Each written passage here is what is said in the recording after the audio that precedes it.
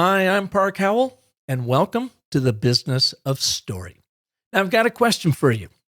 If you have a cool brand story, but nobody on your sales and marketing team knows how to tell it, does it make a noise?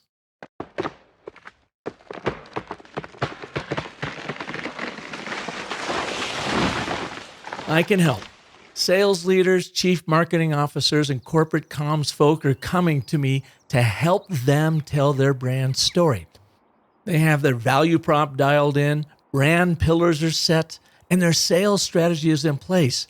But what they don't have are the 3 proven narrative frameworks I teach to evolve their people from intuitive to intentional storytellers, replacing winging it with winning communications that connect and convert customers.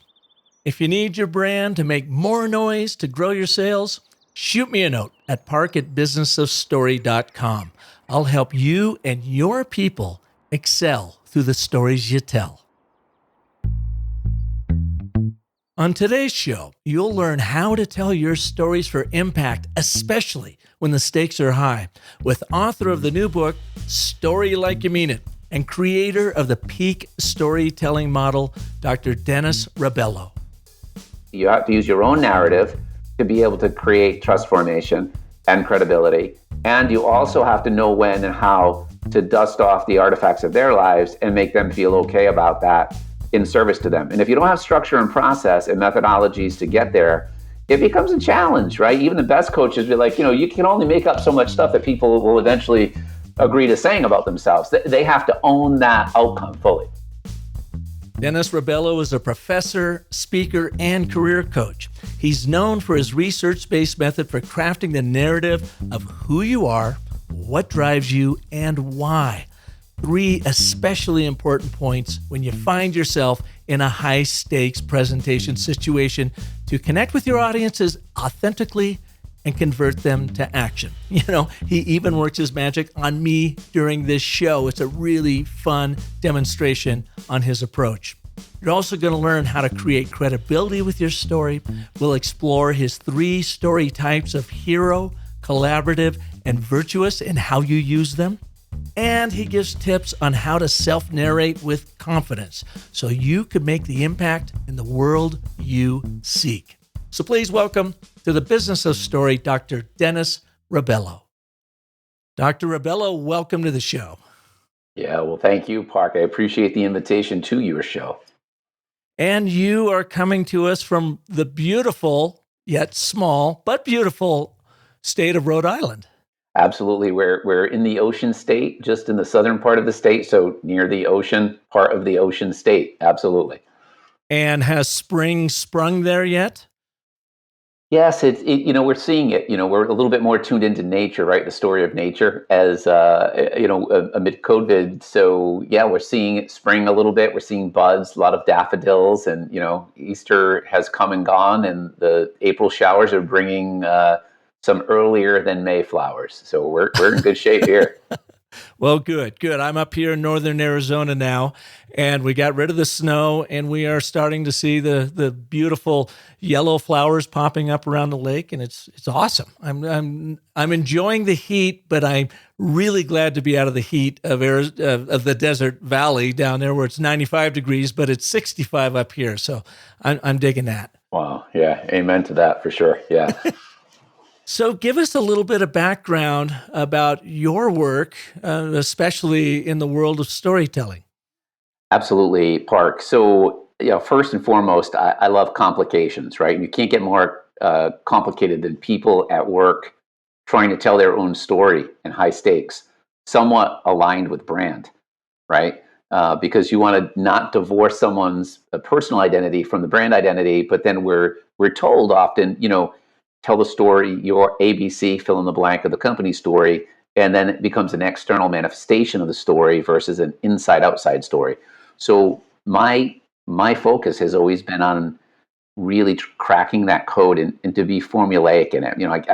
I come to you by way of being a 16-year-old physics kid who loved complexity there, but did realize when I was at the University of Rochester that, psychology work, people, and storytelling, it's way more complicated than laser beams and all that other stuff, right? And you're a doctor. What are you a doctor in? Yeah, so my doctorate is, I have a PhD in organizational systems, heavily influenced by humanistic psychology from Saybrook University. I have a master's in business ethics and leadership from Duquesne.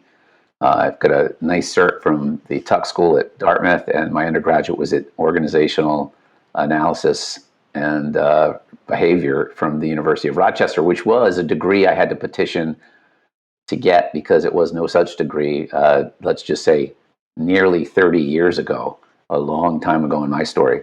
And part of my story really is that, right? It was stemmed from the idea of self-determination. We all have this ability to understand ourselves, hopefully, right, within the context of our work. And when I watch people look at their work and try to tell that story, boy, they get really jammed up. And that's what I decided to study when I went back for my PhD. I was always working full time when I did my master's work and my PhD work. So I had the lab, the leadership lab and the storytelling lab of life and work. And that's how I envisioned it. And so that's why the book Story Like You Mean It is not just a book, it's a guide to crafting that narrative that allows you to tell your peak story, which is based on the peak storytelling model in it. And I made it really accessible and really democratized what I was doing with executive leaders for, a pretty penny, right? For some expensive work, you get expensive outcomes, but I really wanted to codify it for the masses and democratize it so that in my university classes, ELL students could get the same methodology if they were dual enrollment students that were in high school. And I started seeing where this was really like a unified methodology of organizing your life, right? To tell that story of your work and your life in an integrated way. So, who's going to read a dissertation, right, Park? So I had to make this like the real thing.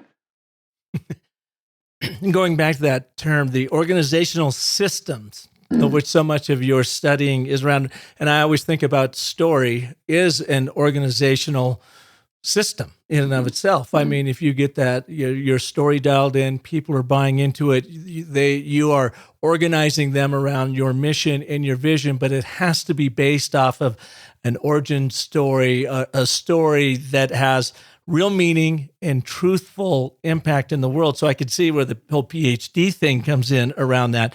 Can you take us through your peak storytelling model first? Because it sounds like that's what you have built everything off of. And then we can talk a little bit more about Story Like You Mean It. Yeah, right on. So Park, basically what I realized is that as a teacher, right, I had to break something down that was complex, right? And like I said, nobody wants to read a dissertation, as cool as that is to publish. 260 plus pages of academic research isn't going to necessarily transform into this magical storytelling behavior for a human being.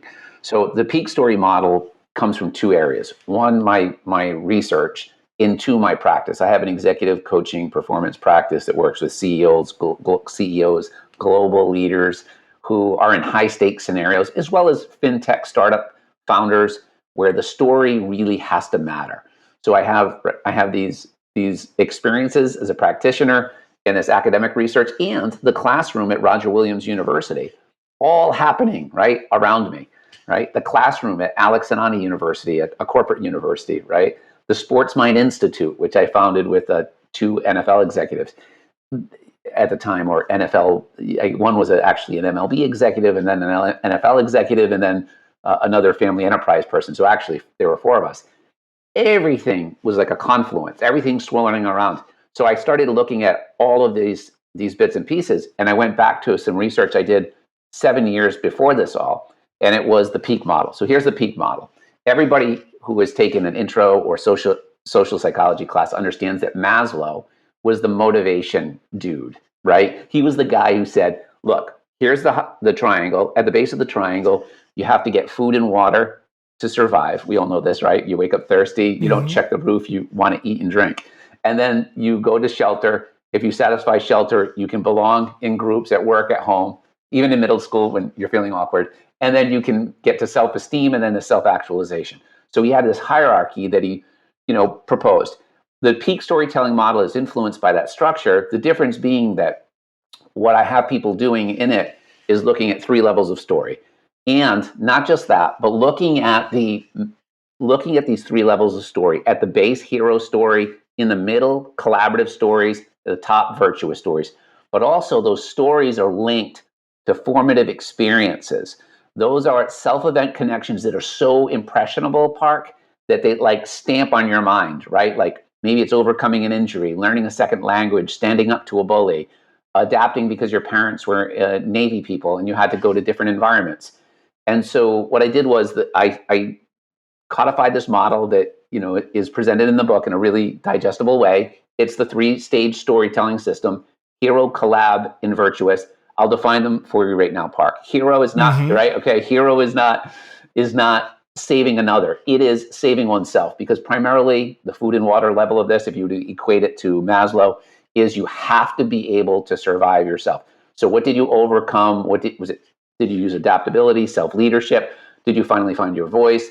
So the event, the hero moment, standing up to a bully, whatever it might be, learning how to be disciplined to get better from an injury, those moments teach you competencies, reveal motivations, show you the power of people in place. So I was like, okay, this is really essential, because before I'm in a relationship, even with you, and telling storytelling lessons together, right, and sharing them with the world, we have to show up showing some cred.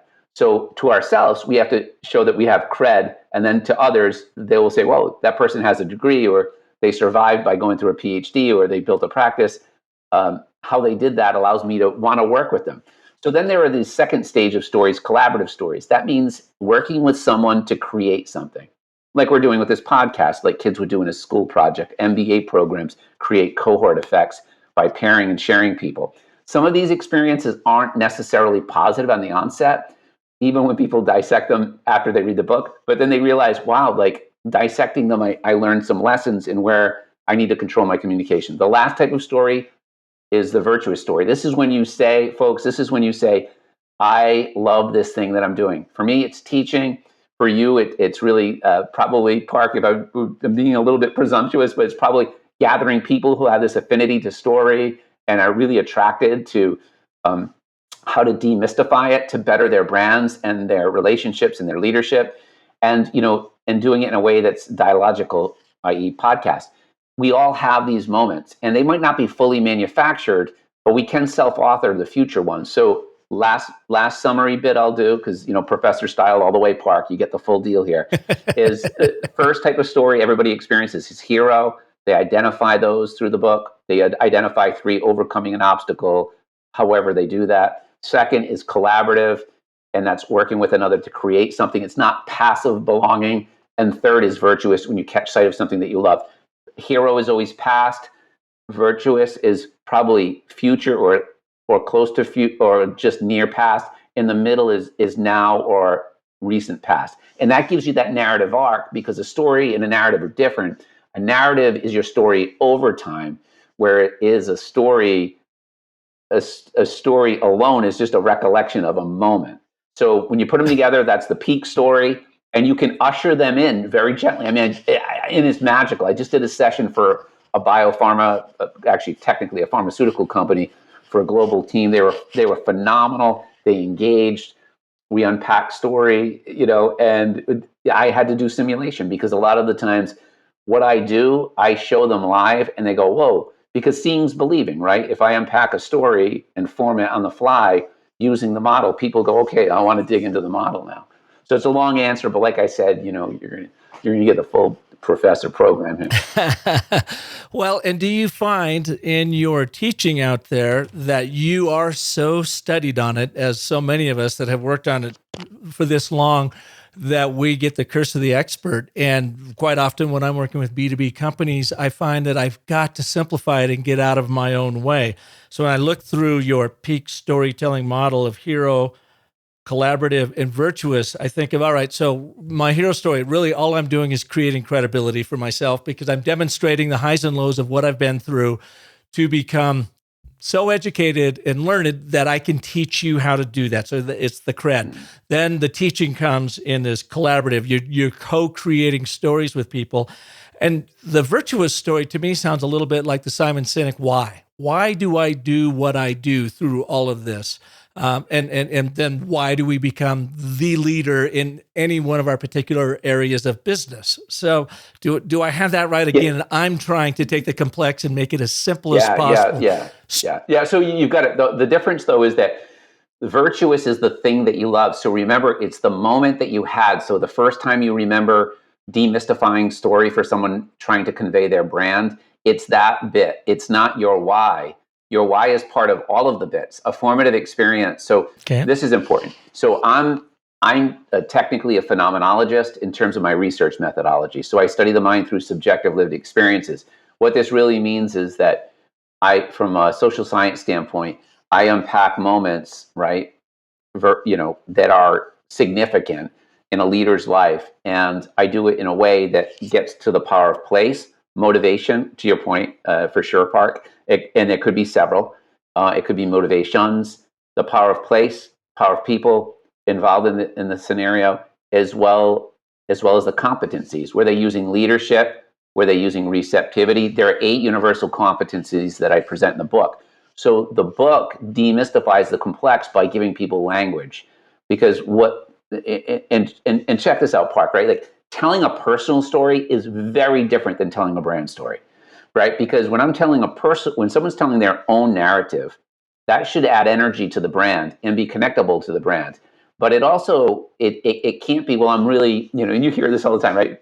Oh, I'm so passionate about, I really like what I do. I have like the will to help people. That is all just language unsubstantiated by case law, which is, we call it blue dots in the book, which are lived experiences that are formative. So I worked at a Brookhaven National Lab when I was 16 years old for 3 weeks.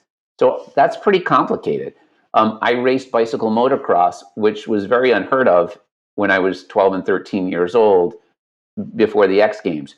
Both are connectable moments in my life because I was decoding complications, how to beat kids a lot bigger than me that weighed 40 pounds more than me on a BMX track, in a sport that nobody knew anything about in terms of how to get your bike over ramps and manipulate it. How do you make sense of that story over time to be in service to other people in the role that you're in today is the ultimate answer that the book helps people get to. When did you find storytelling? So it sounds like, you go in for your PhD, or even as a young man, you were studying physics and whatever. And I would imagine at that point in your life, you weren't thinking story and storytelling and the power that it can have, the force that it brings to one's life. When did you have that aha moment that you were going to take all of this education and apply it to helping leaders do a better job of simply sharing their story? Yeah, I think so I guess my family history was really unusual. My grandfather and great-grandfather and grandmother and great-grandmother on both sides were living. I came from a Portuguese-Irish household in New England. So my dad came from immigrant dad. His dad, Jose, came from Portugal, mainland Portugal. They weren't that far from us. I could ride my bike to my grandparents, and I could ride my bike to my great-grandparents on both sides. So where I started to understand story was by riding that BMX bike I referenced over to their houses, sitting with them, and just asking them questions. I had no idea I was doing any type of research. I was just a curious kid and probably asked way too many questions for them. But it helped me understand what mattered in their lives. So, Howard Gardner talks about the types of intelligence, right? And there are 9, and now there are 11. And, everybody has deposits of them. I probably had a little bit more existential intelligence. I was more geared towards understanding, why are we here anyway? I was probably a little fixated on it. And why do people do what they do? And how is that linked to career and work? Now, all of this got stretched out over a number of years, but initially I was just a curious kid on a bike, and I would drive that bike to my grandparents' houses and great-grandparents' houses and understand their lives and why they did what they did. Mm-hmm. So what is the one? I know you probably solve lots of problems for lots of people, but if you're to boil down your brand and how you teach and coach on storytelling, what's the one problem that you help your clients and customers overcome? Yeah, I would say that the high stakes storytelling is there are probably 3 areas. if from my practice, high stakes storytelling comes when someone's doing a speech to 5,000, people in a global remote conference setting, right? So you have to tell a story as an advocate for lung cancer research, and you have to tell it to 5,000 people. And oh, by the way, you're a non-smoking lung cancer survivor, right? Who's also a nurse. That's a pretty high stakes story. If you are merging a brand or selling your company, if you are a high stakes employee, leader, former CEO, and you're in career transition, and then you want to follow up with a proper assimilation into the organization so that you can gain what's called referent power, likability power, and also expertise power, your narrative should support that. Not so that you tell people, but that it's embodied storytelling. And then I help organizations get to the point where they have better relational exchanges with key teams because everyone becomes more aware of each other's story. So I tend to work in the practice side of my business around those high stakes tellings from the leaders in big speeches, also during major transitions, and also for relational team development. Okay, so let's put you to practice. Okay. Say I've got a high stakes presentation to the United Nations on the power of storytelling. They've given me 15 minutes to be able to make my case that they have to do a better job of understanding each other's stories and even the stories of their countries so that they can build understanding and empathy and have a more powerful United Nation. This is coming out of nowhere. It shows up, walks in my door 2 minutes before you and I sit down for this podcast, and I say, I'm not sure where to start. How would you coach the first thing I would do is I'd take a benchmark, and I'd say, how do you normally go into it? So give me just what you think you'd normally do. What I would normally go into is I would speak with the producer of the event of why this presentation and what does a win look like for you and your audience. What are they going to say to you when Park is all done? How do we get them to say that was one of the most amazing things I've ever heard? Okay, great. So I think that's great because that gives you audience analysis, right? You're gaining some awareness as to how you're going to fashion your story. Then you've got to tell your story a little bit while you do your work, right? Isn't it right? Would you agree with that? You have to tell your story while you do your work. Without a doubt. So the big question is how do you, we call it spontaneous sociability, but it's really trust formation. How do you create trust formation, value, and worth in a rapid way with Park's story? And I'll use the method right now. I'll just do it live. So that you can fashion a threshold story using the peak story method in the book. So I would first, why are you a storytelling expert, right? So you set up, you say, hey, I teach at a university, I do this, I've done that, I've done the other thing. How do we normally train people to do that? So what I would do in this case is I've got to connect myself to those folks sitting in the UN. So I'm going to look for a connection story in my life that I can tell in under 60 seconds. So that they can at least appreciate I'm not just a newbie coming in off the street. Somewhere, some way, I got to find a story that I can get them nodding and saying, oh, he's kind of like me, or maybe more importantly, oh, he understands me a little bit. So I'm gonna one up the stakes or expectations from that. I think it's a great way to go into it, and it's very simpatico with the orientation of the peak method.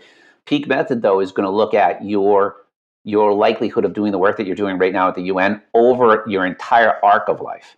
So we're gonna create themes and threads that have to be anchored in blue dots. So I'm going to ask you some questions unrelated to storytelling, just so that I can get some data, and then I'm going to assemble your story, and then I'll be you for a little bit, and we'll see how it goes.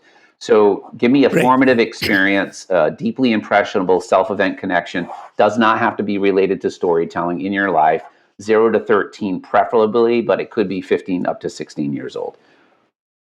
So early on, something that was very formative. I can tell you, I was sitting at the Fifth Avenue Theater in Seattle, Washington. My mom and dad took me and my 2 younger brothers to see our very first ever off-Broadway musical. We had the guy, Carradine, the guy that used to play Keith Partridge on the Partridge Family, I can't think of his name right now, was the lead, and he was singing a George Cohen Yankee Doodle Dandy was the show.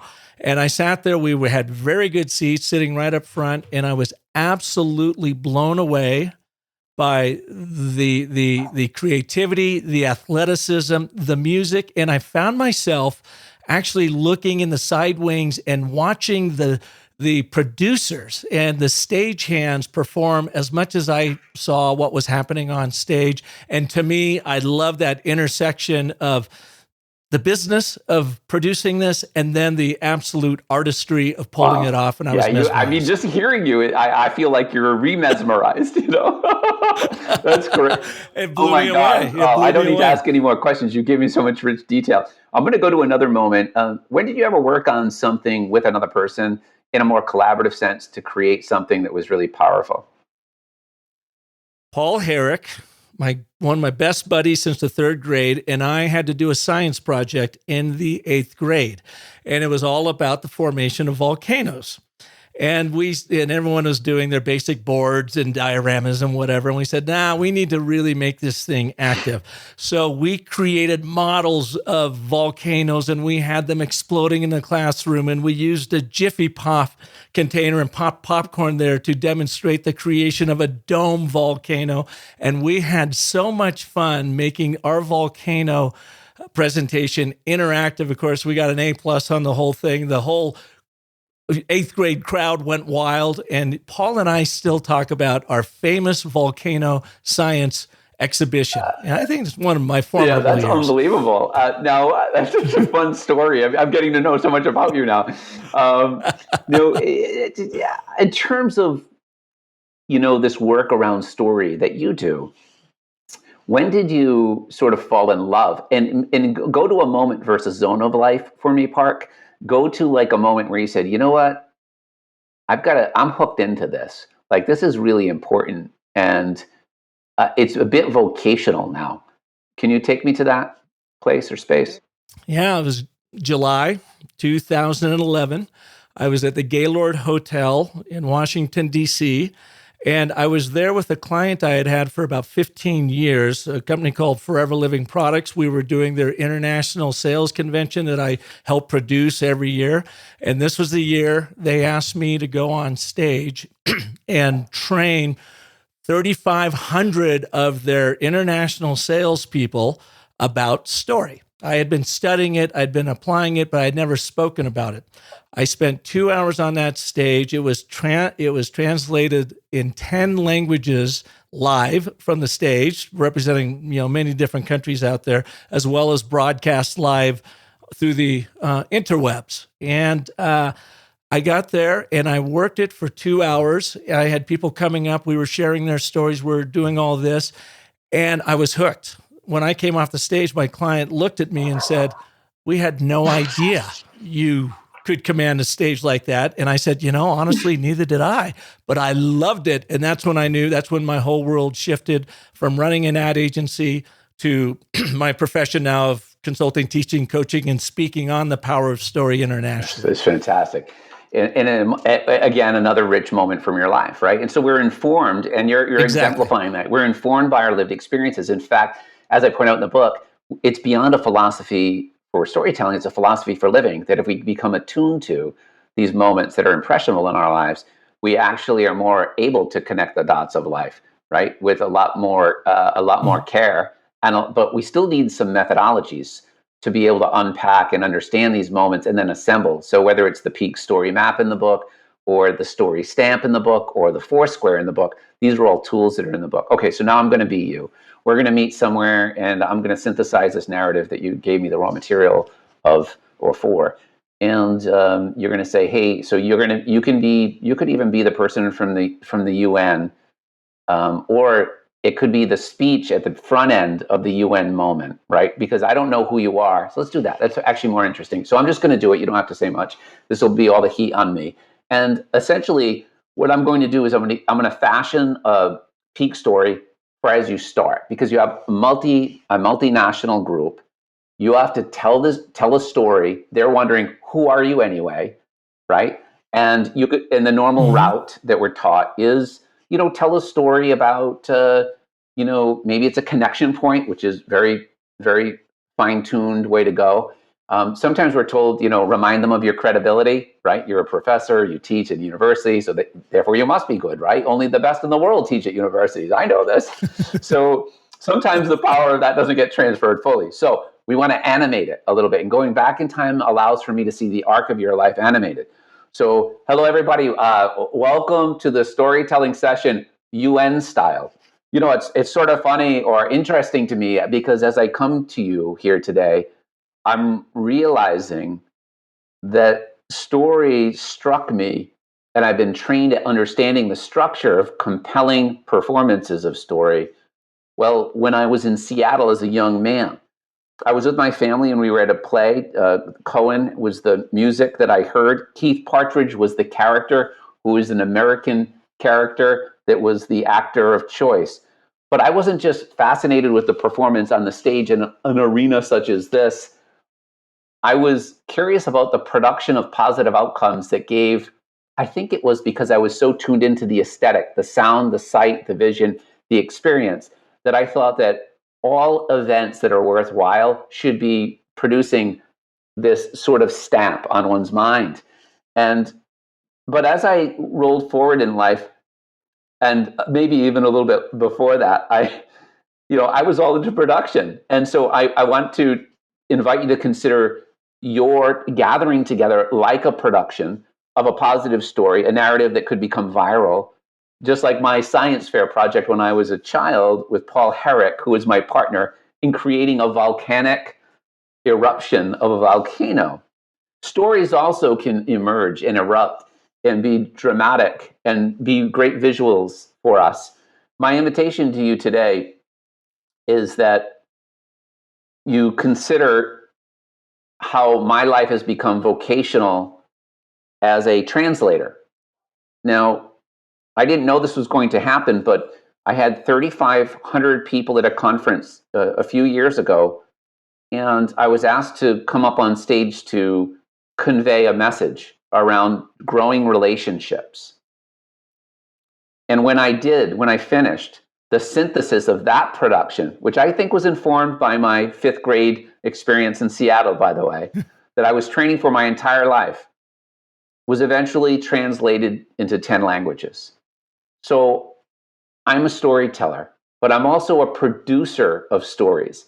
And I'm also a code cracker. And if I do a good job, maybe you'll translate it into your native tongue. And maybe it can become codifiable so that you all show up with the power of story in a unique way, so that you have almost like not an off-Broadway, but a Broadway experience that stays in your memory banks for years. So that's my hope today in being with you. Now I have 12 minutes more to do this, so let's get to work. You're hired. Well, it's your story that was so good. I mean, I'm just assembling it, right? Do you have a hard time when you're working with your clients pulling that out of some of them? Mm-hmm. I mean, I find this, especially when you're working with very proficient, successful CEOs, they're quite guarded. I'm not sure I can talk about that. And they have a hard time going back and pulling up these formidable stories. Yeah, so, it's really, by the way, thanks for giving me such great story material. It makes my job really fun. And I feel like, you're more skilled to do what you do when I hear how and why you're motivated. By the way, just as an added sort of postscript to that story, so you really are, if, from a genre or a personification standpoint or characterization, you are really a production catalyst to story, right? And to fashion almost an archetype where you're a pioneer, quester, story structure creator, or a catalyst to storytelling. But it really needs to be more than, I'm a catalyst, I'm a storyteller. An individual who's putting together this peak story through the book, they'll see that, hey, wait a second, this because I give pages of language. Hey, I'm a pioneer quester, or I'm a caregiver, or I'm an achiever producer, or I'm a catalyst I'm a synergistic, holistic story crafting magician. That's you, right? So now if your story supports that archetype or that thread call it an umbrella that gathers and protects the dots. Then what you've done is you've created a meaningful sense-making story. So back to CEOs. CEO, yeah. Real quick on that point. The archetype a client gave me that I loved and I've run with and I put on the cover of my book is Park Howell, the world's most industrious storyteller.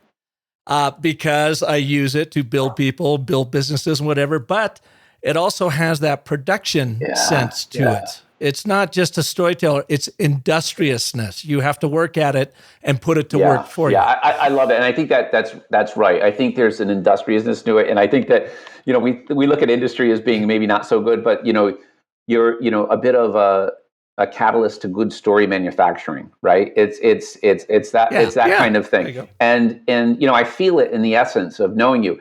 But when you can bring those dots into being and animate them, it takes a long time for somebody to say, I think you're this kind of person. So if you can do that within the threshold moment of meeting somebody, what you've done is not just a traditional elevator pitch, you've created massive doggy head tilt, right? Where they're like, oh, what is he? Who is this? This is the exotic bird that you didn't think existed in your life that actually is going to render you better off. And that's what's really powerful about having structures to help become those apparatus, like an apparatus for organizing story is really important. The work with CEOs, the reason why the CEO work is challenging or can be is because you need good coaches, right? And you need people to coach like you do and say, like, trust me here, right? Because a good coach you have to trust, whether you're in 8th grade or 8 years old or 48 years old. You have to know that they have positive intentions, that they have the requisite content. Now, the story itself, when I work with people who are teachers or coaches, because remember, I was born in really educational entrepreneurship and industry, and then I kept going to school, right? So I didn't go from being a university guy to then going into private practice. So I was in the trenches all the time. I had a private, classroom outside of the university where people would go years ago, and they would get equipped for storytelling in high stakes moments as consultants that led big companies, whatever they were. And that's where you really, I say, having your real PhD, you're past having doubts, because people are giving you real money to say, fix my language that I thought was so good that isn't that good. So you have to be, as you know, Park, you have to use your own narrative to be able to create trust formation and credibility. And you also have to know when and how to dust off the artifacts of their lives and make them feel okay about that in service to them. And if you don't have structure and process and methodologies to get there, it becomes a challenge, right? Even the best coaches be like, you can only make up so much stuff that people will eventually agree to saying about themselves. They have to own that outcome fully. So how do you dig that out of some of them when you get a reluctant leader across from you and said, oh, I don't know if I really want to go there. Nobody really wants to hear that. Be that person. Stuff. I'll just do it live. Go ahead. So you don't. What do you mean, Park? Nobody wants to hear that about you. Why do you believe that? Well, that might be part of the problem, right? If you don't believe anybody thinks you're interesting. I mean, why do people go to the best stars in the world to watch them perform at the Williamstown Theater Festival? Where Broadway does their summer. Why do people go to great concerts? Right? Because the individual is actually a great performer. Park, I've got to tell you, what's most critical here is that there's a great quote by Warren Bennis, who's no longer with us, a great leadership prof over in California. Becoming a leader is synonymous with becoming yourself. It's precisely that simple, but also that difficult, right? It's like right? So look, the modern worker wants two things, according to Towers Watson. They want meaning making and self-expression in themselves. So when they see a leader and hear a leader be able to be capable of that, they know that culture, because the leader is a symbolic representation of culture, they actually get pretty excited about that, and they know that there's a little bit better air quality within the organization. So sometimes you have to kind of hit the leader, in a real sort of like, hey, that's kind of funny, thanks for the test, but we're still going to do this, here's why. And then you've got to be ready to do what I just did, right, or a version of it, with your own stats and facts that then wake the leader up to the fact that this is the only way you're going to be relating to people, because we have 5 generations at work right now, Park. 5. So if you don't tell your story cross-generationally, relational connectivity is not going to happen. So what is your archetype? How would you describe yourself as a story I would say I'm a coach? pioneer explorer. I would say I'm a pioneer quester, pioneer explorer with a caregiver sage heart in mind. So I'm more of a, I know a lot, right? And I know a lot, and I don't just say that because I do. I know a lot of things because I'm studying, researching all the time. I don't really do anything else. Quite frankly, I'm just in love with it. And so I know things. So that's helpful. But I also use creativity in that pioneer quester is like about exploration, and I like creativity. And so I like helping by creating. And I don't use a lot of leadership, like in the traditional influential sense. People like Mm-hmm. when you know things and when you can create in service to them. So I like that sort of pioneer quester in service by way of being a bit of a sage caregiver, because I really care deeply about the leaders and the organizations that use the tools that I have. We have about 12 coaches right now in the United States, and we have book clubs from New Zealand to Paris to Denmark, and we have them all inside Cleveland Clinic. A book club was formed to gather folks so that they could be better storytellers. And to me, that's wonderful because I'm not trying to hold my intellectual property hostage anymore. I want people to, I want to liberate it so that because at some point Were you that holding it I hostage? was definitely Were doing you, that. Yeah, you know, playing your cards close to for your chest and just yeah, for a not? long And time, for probably 10 yeah, plus years. So I would hold it close because I knew how to do things with the methodology with this and some other bits leading to this that I wasn't sure that I didn't know how to package it in a way that it would honor it and honor what it could do. And that, and were you afraid someone might well, take it? I think probably when I was a young man, I was fearful of that because, that's what they teach you, right? In life, like, keep your stuff close Mm-hmm. because, you shouldn't share it.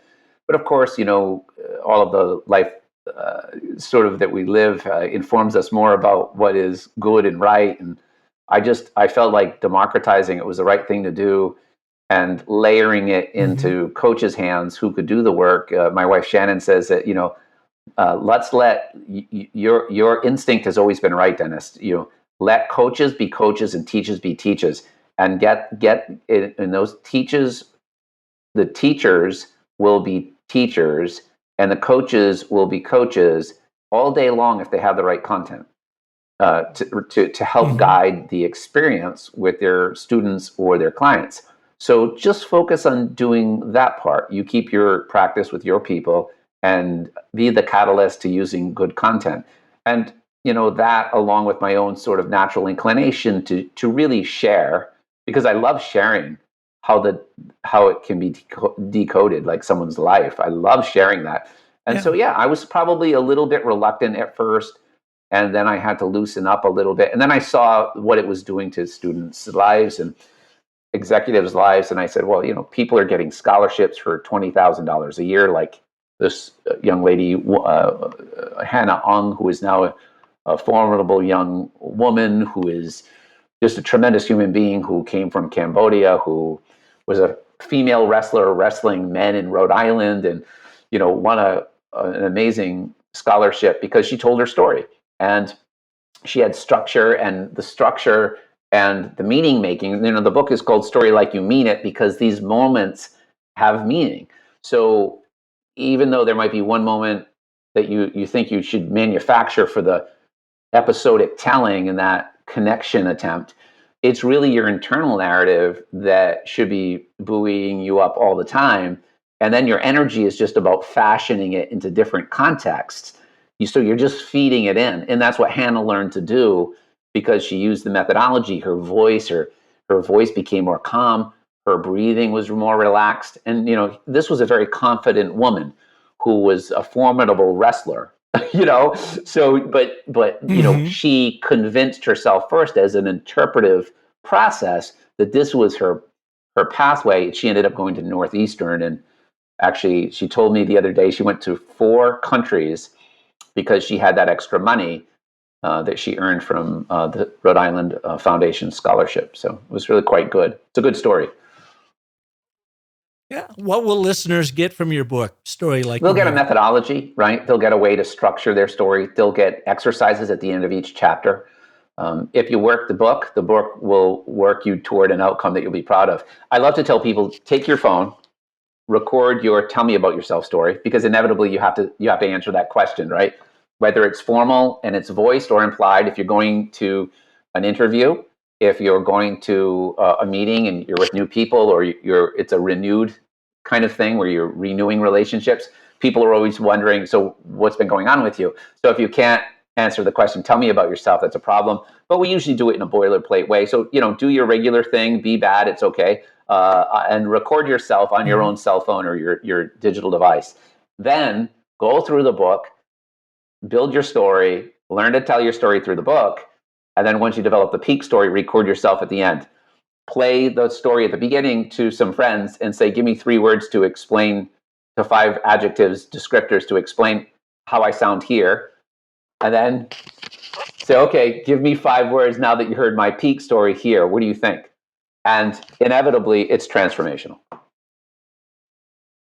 And you talked earlier in your peak storytelling model about the hero, collaborative, and virtuous story. Does this primarily, your new book, focus on that All hero 3. story?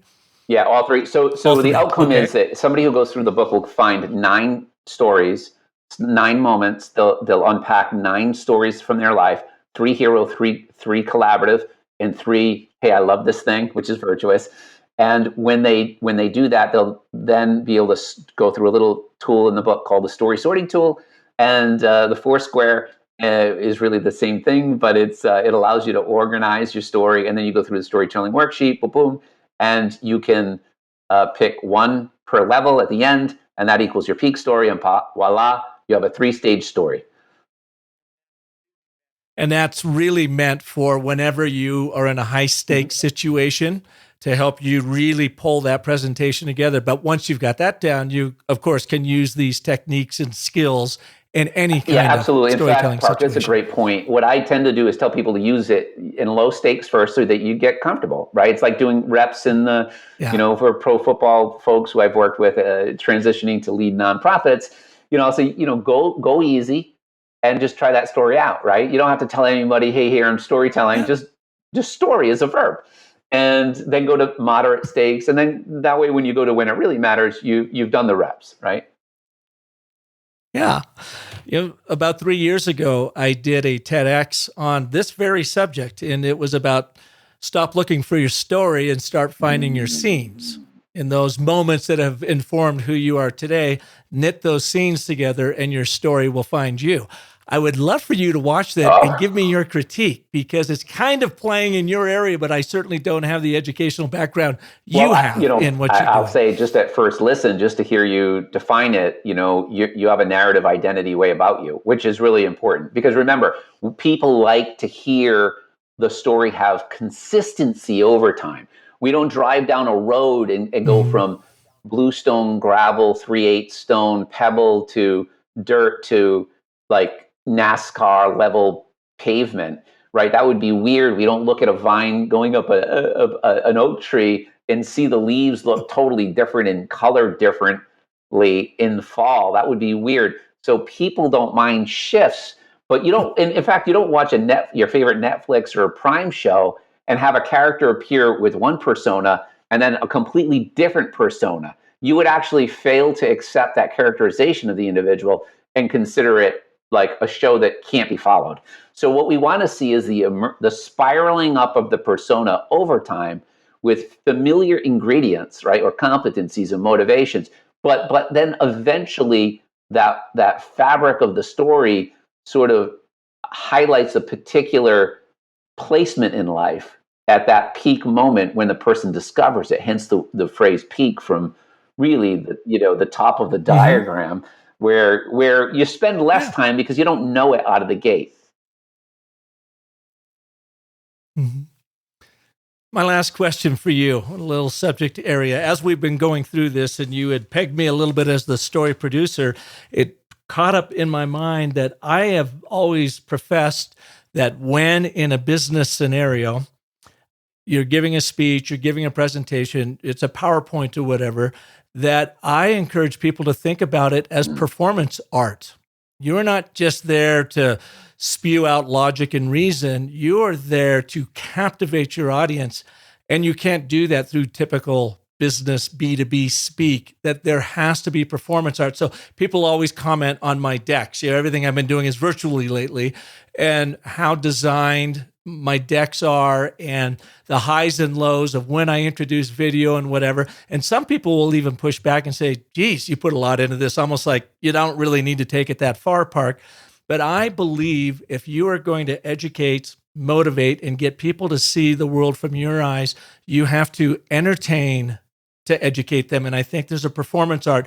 Whether you have well-designed PowerPoint slides, it's better if you do or not.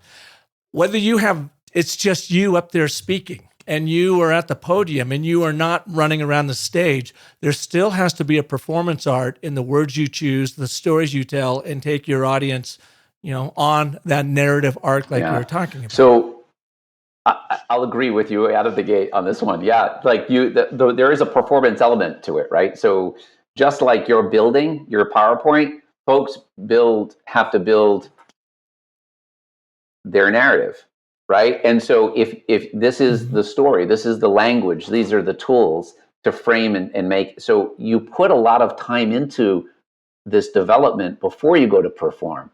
Like a pro player in any sport, like a pro in anything. To turn pro is to search for opportunities for performance enhancement, right? To study that tape, that recording. And so, I think it's completely appropriate for you to go a little wild in the preparation and think of your role then after preparation is to translate into performance, because the performance is the experience. And if you do the proper work from a building standpoint, the performance, things happen when you are performing that you can't anticipate. Paul DePodesta, who is the guy behind Moneyball, once told me, he said, people underestimate the power of randomness. And I said, that's really interesting. So randomness, right? Randomness happens. It happens in baseball because there's a particular type of blade of grass and somebody bunts and there's more water on the grass than you think with a blade of grass, or it might just be a ricochet of the ball off of something. Some of this stuff you can study, some of it you can't, but you can control the construction process so that the narrative energizes you first and foremost, and it's an inside job. I call it me search, but that it's informed by a scientific methodology, and it's kind of fun too. So it should be fun to do it, right? And when you then do that well, and the random thing happens, and it does in sports and in life and performances, your energy doesn't get zapped, right? Because of that random thing. The speaker doesn't work, the ABC is a problem. Somebody asked a sort of a question with not really great intentions, just to bug you in class or in a presentation. And you can focus on how to be response-able in that moment, to be responsive versus reactive.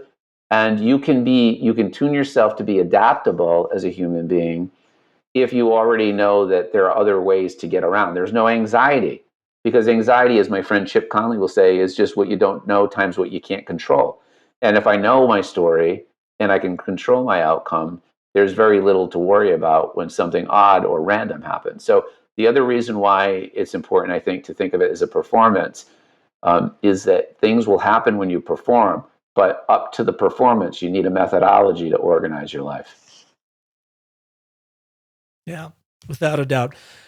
Dr. Dennis Rebelo, thank you so much for being here. Where can people learn more about you and get your new book, Story right on, Like You Mean It? So my website, the whole ecosystem of books and things is drdennisrebelo.com. That's DRDENNIS.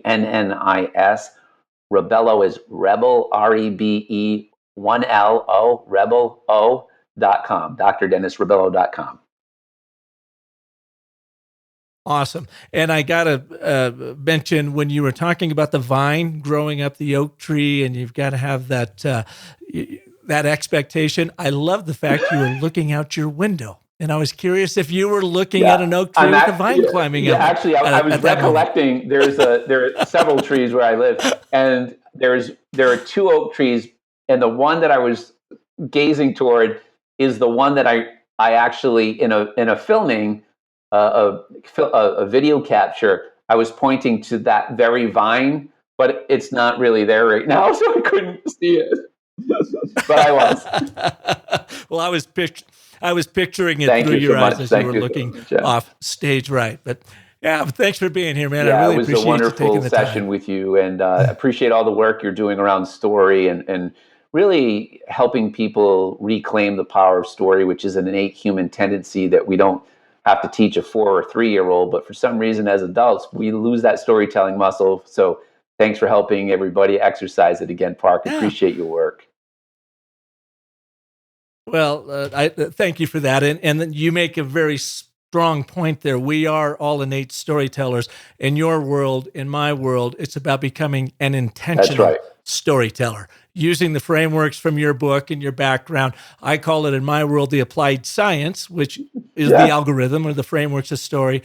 The applied science and bewitchery to story, because when you do it, you can absolutely bewitch that audience. Be a wizard. I love the idea. Somebody once called me a story wizard, and it stuck for a while. And I think you're right with the bewitchery and the wizardry.